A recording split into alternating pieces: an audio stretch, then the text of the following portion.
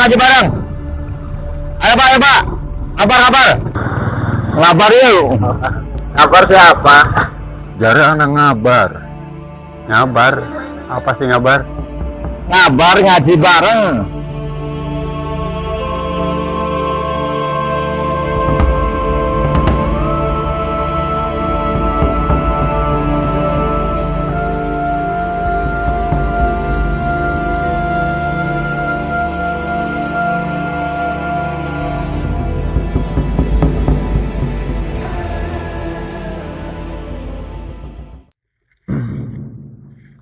Bismillahirrahmanirrahim. An Abi Bakr Siddiq radhiyallahu anhu fi qawlihi ta'ala Zaharal fasad fil barri wal bahri. Qala Abu Bakrin fi tafsiri dzalik al-barru huwal lisan wal bahru huwal qalbu fa idza fasadal lisan bakat alaihi nufus wa idza fasadal qalbu bakat alaihil malaikah.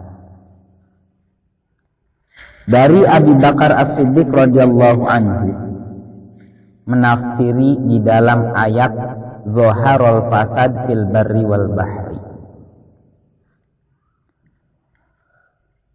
Sudah jelas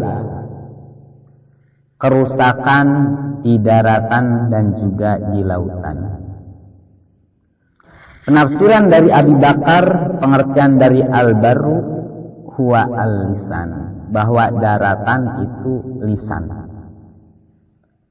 Wal bahru huwal qalbu, lautan itu hati. Fa idza fasadal lisan bakat alaihi nufus, maka ketika lisan itu rusak, contoh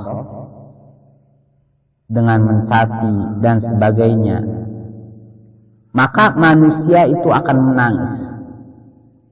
Dan begitu juga ketika daratan itu rusak, maka seluruh penghuni daratan itu akan menangis. Disebutkan di dalam keterangan Abi Bakar al-barru huwal lisan, bahwa daratannya lisan. Daratan itu adalah lisan. Maka ketika daratan itu rusak, semua akan menangis. Semua akan menangis. Baik itu daratan ataupun lautan. Itu akan menangis. Wa idza fasadal qalbu wal bahru huwa al qalbu fa idza fasadal lisan bakat alaihi nufus. Wa idza fasadal qalbu bakat alaihil malaikah. Ketika adanya hati itu rusak, maka malaikat itu akan menangis. Maka ketika bahar, lautan itu rusak, maka seluruh malaikat itu akan menangis.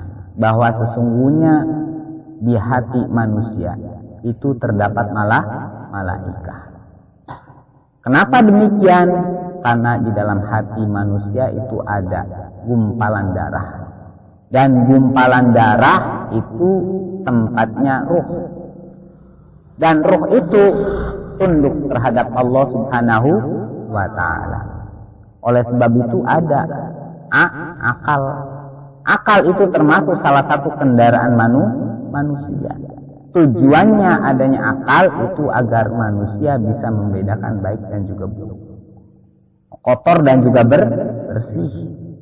Makanya dibedakan manusia dengan hewan, itu dibedakan. Kalau hewan itu tidak dikasih akal. Nah, kalau hewan ketika dikasih perkara yang kotor, ketika dikasih perkara yang bersih, itu tidak bisa membedakan. Tapi manusia itu bisa membedakan. Paham ya? Nah, di dalam hati itu ada gumpalan darah. Dan darah itu adalah tempatnya roh. Paham ya? Maka yang mengatur seluruh alam semesta, yang mengatur jasad itu adalah roh. Maka ketika roh itu rusak, yang menempati terhadap ruh, yang menyetiri terhadap ruh, itu akan menangis. Siapa? Yaitu malaikat.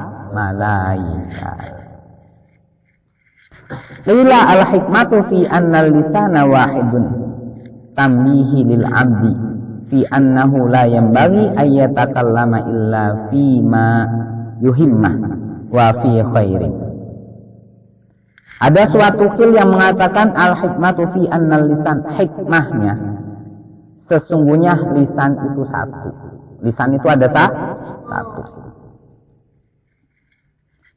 Tujuannya tamyihu lil 'abdi, untuk mengingatkan terhadap seorang hamba bahwa la yambaghi ayyatakallama illa bima yuhimmah, tidak dianjurkan untuk berkata terkecuali suatu perkataan yang penting dan suatu perkataan yang baik.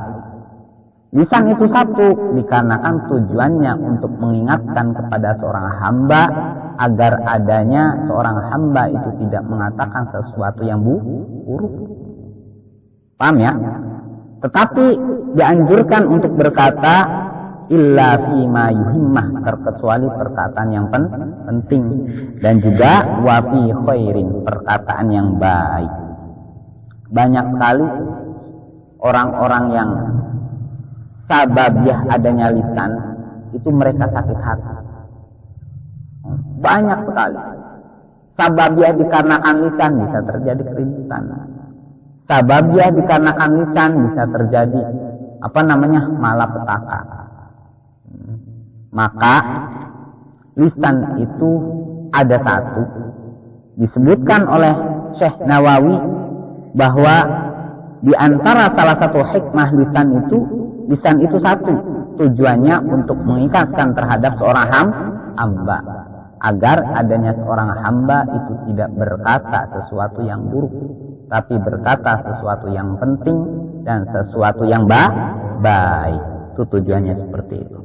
Waqila bi khilafi nahwil aini wal udhuni fa ayyata'addad, beda dengan mata dan juga telinga. Kalau mata itu ada dua, kalau telinga ada dua. Alasannya kenapa? Li'annal hajata ila sam'i wal basari aktsaru minal hajati ilal kalam. Karena butuhnya mata terhadap melihat itu lebih banyak. Butuhnya telinga untuk mendengarkan itu lebih banyak dibandingkan dengan berbicara. Kalau bicara itu dianjurkan jangan terlalu banyak. Tapi yang namanya mata, bangun dari tidur, mata itu tetap harus berfungsi. Dari bangun tidur sampai tidur. Makanya kebutuhan mata itu lebih banyak dibandingkan dengan kebutuhan lisan. Dan begitu juga kebutuhan pendengaran itu lebih banyak dibandingkan dengan kebutuhan lisan. Maka mata itu ada dua. Paham ya? Telinga itu ada dua, berbeda dengan lisan. Kalau lisan itu ada satu. Nah, tujuannya itu untuk mengingatkan terhadap seorang hamba agar adanya hamba tidak berkata sesuatu yang buruk, tetapi berkata sesuatu yang baik. Jadi paham nggak? Bismillahirrahmanirrahim. Wa inna ma subbihal qalbu bil bahri bi syiddati amik. Nah, kenapa adanya hati itu disamakan dengan bahr, disamakan dengan lautan? Dikarenakan li syiddatil amik, dikarenakan hati itu dalam, seperti halnya lautan. Lautan itu sangat dalam, hati pun sangat dalam. Paham ya? Sampai dilapisi dengan berbagai lapisan. Ada hati, terus dilapisi dengan tulang, dilapisi lagi dengan daging, terus dilapisi dengan kulit. Maka manusia tidak akan bisa menembus hati seseorang. Hanya sekedar tanda-tandanya saja. Oh, ini nih lautan, ini dalam nih. Itu bisa ketahuan. Oh, lautan ini enggak begitu dalam, itu bisa ketahuan. Bisa ketahuannya itu disesuaikan dengan tanda. Tetapi walaupun kita diketahui tanda-tandanya, dikasih tahu tanda-tandanya, tidak 100% benar. Bisa dipahami ya? Saya. Bismillahirrahmanirrahim. Qila anna syahwata tasirul muluka abidan. Sesungguhnya syahwat itu menjadi raja pada seorang hamba. Nah, itu yang repot.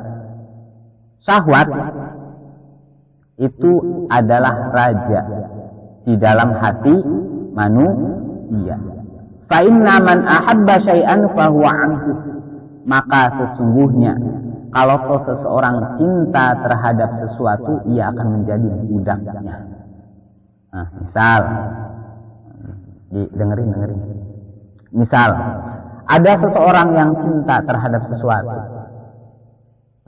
Contohnya di sini dicontohkan seperti Nabi Yusuf alaihi salam. Ketika Nabi Yusuf itu dijatuhkan di sumur. Terus Nabi Yusuf ada yang mengangkat. Setelah itu Nabi Yusuf dijual, dilelang. Ternyata ada yang mau, seorang raja. Dibawalah oleh seorang raja, dibesarkan oleh seorang raja. Seorang raja ini mempunyai istri. Nama istrinya siapa? Zulaikha. Ternyata semakin besarnya Yusuf, setelah besar ternyata wajahnya itu sangat tampan sekali.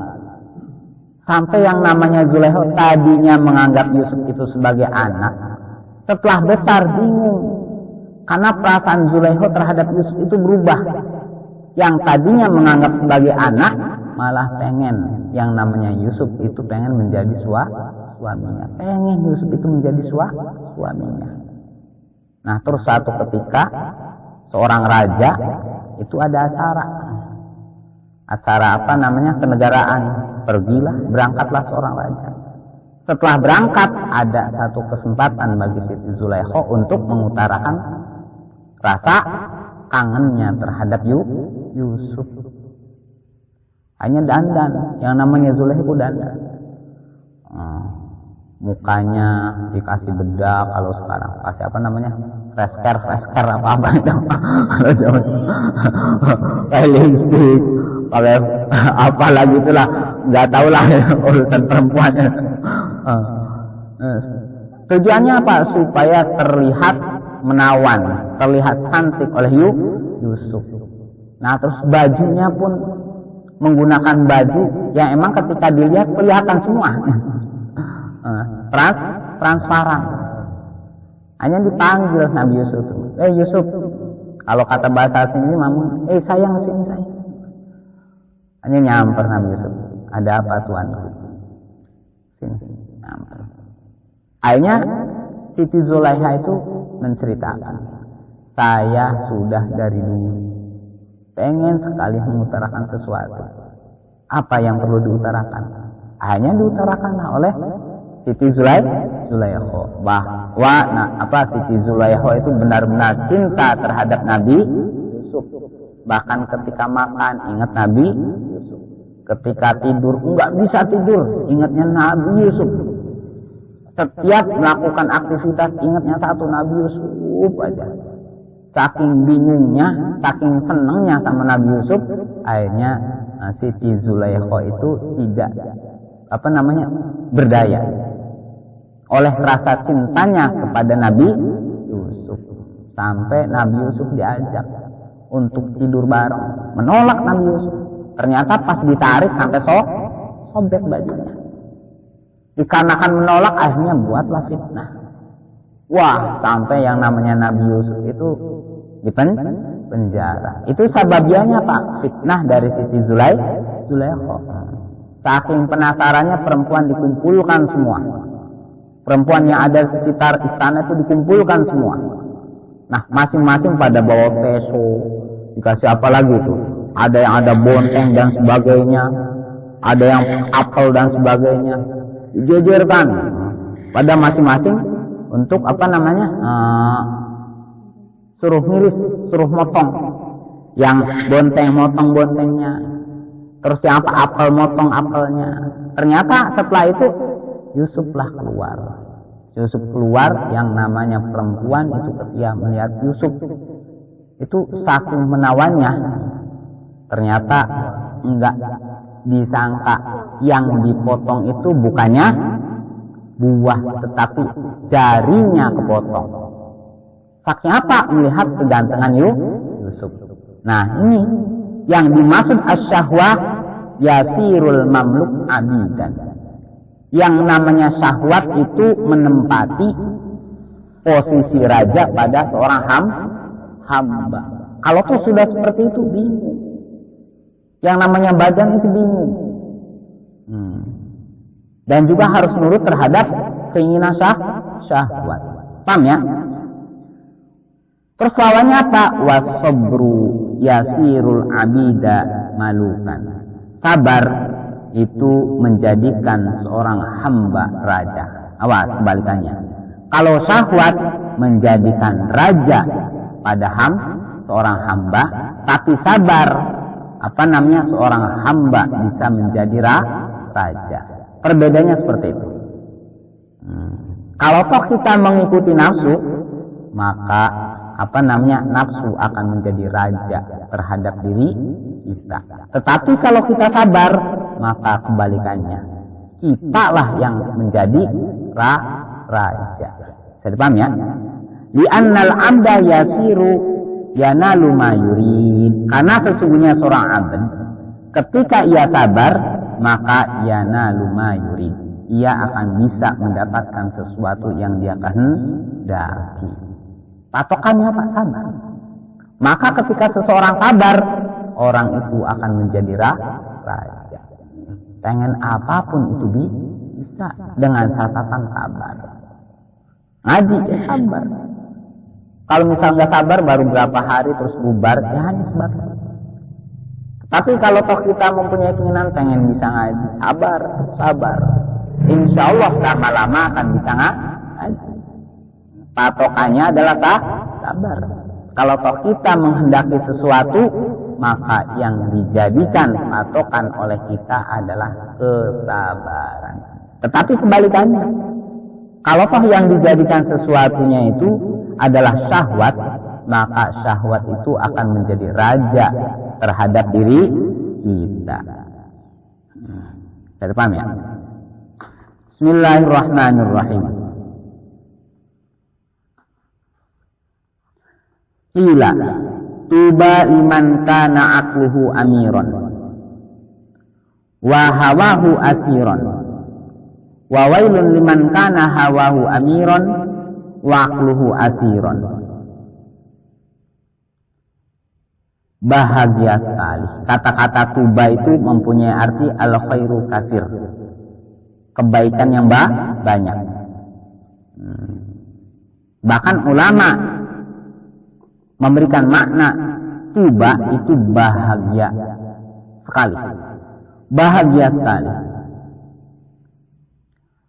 Bagi orang yang akalnya itu menjadi penguasa dan hawa nafsunya menjadi budak. Dan cilaka bagi orang yang hawa nafsunya menjadi penguasa dan akalnya menjadi budak. Pengertian dari liman kana aqluhu amiron bi ayyuk tada bi muradi aqlihi kamil. Artinya, yang dimaksud akal tersebut adalah akal yang sempurna. Bahagia sekali bagi orang yang akalnya menjadi pemimpin, menjadi raja, dan juga hawa nafsunya menjadi budak. Jangan kebalikannya, hawa nafsu dijadikan budak, tapi akal dijadikan hawa nafsu dijadikan raja, akal dijadikan budak. Jangan kebalik. Harusnya akal harus dijadikan. Kenapa demikian? Karena akal itu balik lagi sesuatu yang bisa membedakan antara baik dan juga buruk. Akal itu adalah sesuatu yang bisa membedakan kotor dan juga bersih. Tetapi dengan catatan akal yang sempurna. Bagaimana akal yang sempurna? Akal tidak akan bisa sempurna terkecuali disertai dengan ilmu. Maka ilmu itulah sebagai penyempurnaan akal.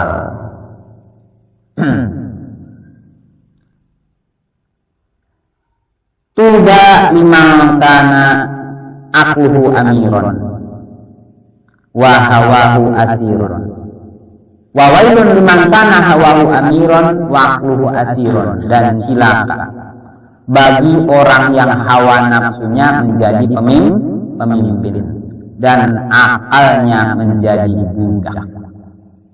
Itu cilaka. Kalau kau sudah hawa nafsu menjadi seorang pemimpin di dalam hati kita, maka apapun yang menurut dia itu baik, yang menurut nafsunya baik, itu akan diterobos. Kenapa? Yang dimaksud nafsu itu, yang dimaksud akal itu adalah sesuatu yang bertentangan dengan hukum syariat. Contoh kita kerja, dikarenakan susahnya untuk mencari uang, dikarenakan memang kerja itu tujuannya untuk mendapatkan uang. Artinya dikarenakan syahwatnya, keinginannya yang begitu kuat untuk bisa mendapatkan uang, supaya uangnya banyak, supaya bisa beli sedan, supaya bisa beli rumah, supaya bisa jalan-jalan ke luar negeri dan sebagainya. Dikarenakan susah. Apalagi yang tadinya kaya setelah itu turun drastis menjadi fakir, dikarenakan memang bekerja itu tujuannya untuk syahwatnya, untuk keinginannya, maka apapun yang haram itu akan dihalalkan. Tetapi kalau akal, ya, karena pas waktu adanya akal itu diciptakan, akal itu dipanggil, wahai akal kamu. Saya tanya, kamu itu siapa? Akal menjawab, saya adalah hamba-Mu ya Rabb. Aku siapa? Engkau adalah Tuhanku. Tetapi nafsu, hawa nafsu ketika datang, nafsu kamu, nyamperlah nafsu. Ditanya, kamu itu siapa? Saya, kata nafsu. Aku ini siapa, kata kamu? Kamu ya kamu. Akhirnya nafsu itu diambil, dilemparkan ke neraka sampai 100 tahun. Setelah 100 tahun, tariklah yang namanya nafsu. Setelah nafsu ditarik, ditanya lagi, nafsu kamu itu siapa? Saya. Nafsu saya siapa? Kamu ya kamu. Itu kata nafsu. Akhirnya nafsu itu dilemparkan lagi ke dalam neraka, namanya neraka Syu'ur. Oleh sebab itu setiap umat Islam itu diwajibkan untuk berpuasa. Tujuannya kenapa? Tujuannya untuk meminimalisir nafsu. Setam. A'udzu billahi minasy syaithanir rajim. Bismillahirrahmanirrahim. Alhamdulillahi rabbil alamin. Ar-Rahmanir Rahim. Maliki yaumiddin. Iyyaka na'budu wa iyyaka nasta'in. Ihdinas siratal mustaqim. Anta 'alaihim ghairil maghdubi 'alaihim waladdallin. Rabbighfirli wa liwalidayya